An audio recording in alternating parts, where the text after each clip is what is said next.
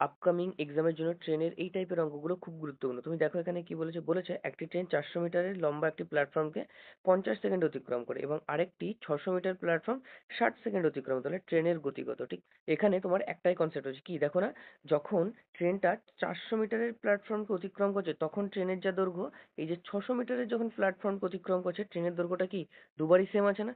দুবারই সেম আছে। তাহলে ট্রেনের দৈর্ঘ্যটা এখানে কোনো ফ্যাক্ট নয়। এখানে ফ্যাক্ট কি? এখানে দেখো ফ্যাক্ট কি, এখানে ফ্যাক্ট ট্রেনটা প্রথমে তাহলে কত মিটার অতিক্রম করছিল? 400 মিটারের প্ল্যাটফর্মকে। পরবর্তীতে কত মিটার অতিক্রম করে? 600 মিটার। ঠিক। এক্সট্রা কত মিটার অতিক্রম করেছে এখান থেকে?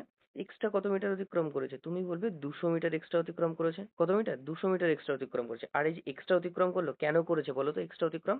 কেন কেন করেছে এক্সট্রা অতিক্রম? কেন কি, দেখো প্রথমে 50 সেকেন্ড সময় লাগছিল, এখন কত সেকেন্ড সময় লাগছে? 60 সেকেন্ড সময় লাগছে।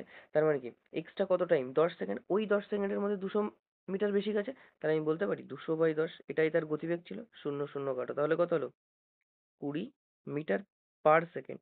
এবার দেখো অপশনটাকে দেখো, অপশনে আমাদের কিলোমিটার/আওয়ার আছে। তাহলে বলো তো 20 মিটার/সেকেন্ডকে কিলোমিটার/আওয়ারে করতে গেলে কি করতে হবে? তুমি বলবে 20কে 18/5 দিয়ে গুণ করতে হবে। তাহলে 5 দিয়ে যদি 20কে কাটি তাহলে কত হয়? 4।